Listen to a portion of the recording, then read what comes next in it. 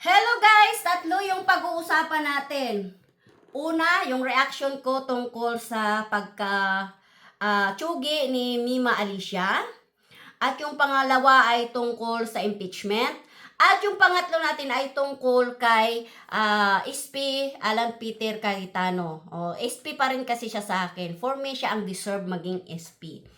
Ayun. Reaction ko doon kay Mima Alicia.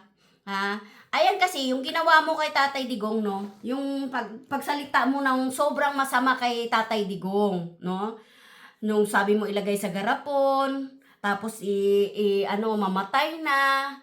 Alam mo yon, sobra-sobra yung pinagsasabi mo tungkol kay Tatay Digong. Kaya, ang masasabi ko sa'yo, deserve mo yan.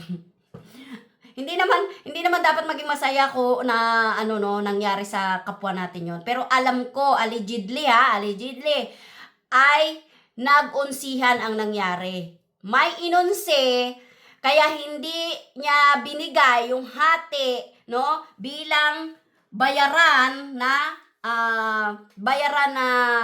vlogger ng mga BBM allegedly.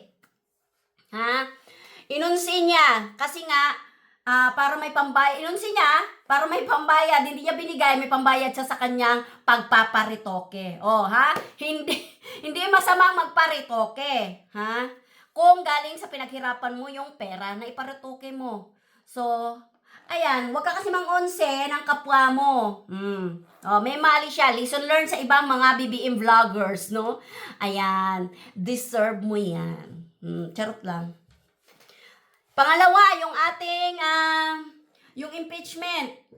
Huwag na tayong umasa sa impeachment dahil luto na yan. Pakunwari lang yan nila ng mga BBM senatorials na naghihiring. So, may desisyon na yan sila dyan. Ang mga BBM senatorials, may kumpas yan. May kumpas na ng bangag na presidente. O bangag na, na mga, mga nasa government. Kasi, walang mangyayari sa impeachment. Bakit? Umaandar na eh. Gumagawa na ng paraan yung kupal na si Matibag. Ang NBI na direktor na makupal. No? Pangatlo, yung tungkol kay Senador SP Cayetano, no? Mangyayari yan. Yung sinasabing may warrant siya, mangyayari yan. Dahil unang-una, ang batas ngayon ay hindi batas na talagang sinusunod natin, kundi ang batas ngayon na umiiral sa bansa ay Batas Marcos, Batas Bangag.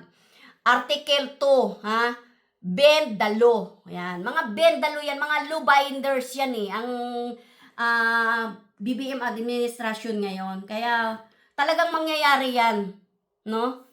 Sa mga law binders. So, yun lamang guys. At mag-ingat po tayong lahat. Huwag nating tularan si Mema.